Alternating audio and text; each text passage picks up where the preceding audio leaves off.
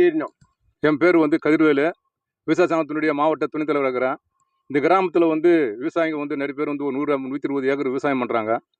அதனால் விவசாயம் பண்ணுறப்போ எறா பண்ண பாண்டு வந்து தனியார் வந்து ஒரு எறா பாண்டு வச்சுருக்கிறாங்க. அதில் வந்து ஒரு 20 ஏக்கர் வந்து பாண்டு வைக்கிறப்போ அதில் வந்து தண்ணிலாம் கெமிக்கல் தண்ணிலாம் தந்து விவசாயிகளுக்கு வந்து பண்ணுறப்போ அந்த தண்ணி தந்து விடுறதுனால அந்த விவசாயத்திட்ட ஒரு 100 ஏக்கருக்கு மேலே விவசாயம் வந்து பாதிக்கப்படுது. ஏன்னு சொன்னாக்கா எல்லா விவசாயிகளும் வந்து 1 ஏக்கர் 2 ஏக்கர் தான் வச்சுக்கிறாங்க. எல்லாமே மழை பெஞ்சு தான் விளையக்கூடிய நிலம் அது. அந்த மழை பெய்யறப்ப என்ன பண்ணான்னு சொன்னால் அந்த தண்ணி கெமிக்கல் தண்ணி விட்டுறதுனால இதனால விவசாயம் நிறைய பாதிக்குது. ஏரி தண்ணி விவசாயம் நிறைய பாதிக்கிறாங்க. அதனால வந்து விவசாயிங்க பாதிக்கனால விவசாய சங்கம் என்ன பண்ணான்னு சொன்னால் ஆர்டிஓட்ட மனு கொடுத்து ஆர்டிஓட நடவடிக்கை எடுக்கணும்னு சொன்னால் தமிழ்நாடு விவசாய சங்கம் இந்த மக்களை திரட்டி பெரிய ஒரு போராட்டத்தை வந்து பண்ணுன்னு சொல்லிட்டு நான் விவசாய சங்கத்தை கேட்டுக்கிறேன். கதிர்வேலு என் பேர். சார், அதாவது வந்து ஒரு 5-6 வருஷம் ஆகி போச்சு இந்த நிலங்கள்லாம் பயிர் செய்யுது. இதுவரையிலும் எங்களுக்கு வந்து எல்லாமே சிறு விவசாயிங்க தான்.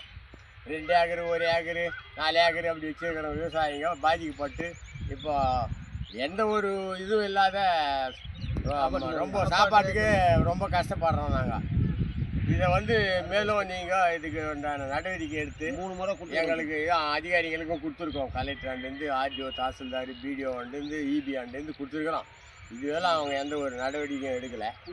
குடித்தண்ணி பாதிக்குது. அங்கே இருக்கிற குடிமக்களும் வந்து கிணத்துல உப்பு தண்ணி, அதாவது போர் போட்டாலும் உப்பு தண்ணி, அந்த ஏரி தாங்கல்ல ஆடு மாடு குடித்தாலும் வயிறு இப்படி செத்து போகுது. இதுவும் நாங்கள் பெட்டிஷன் மூலிமா கொடுத்துருக்குறோம். இதுவெல்லாம் இந்த அதிகாரிங்க எந்த ஒரு நடவடிக்கையும் எடுக்கலை. ஓகே.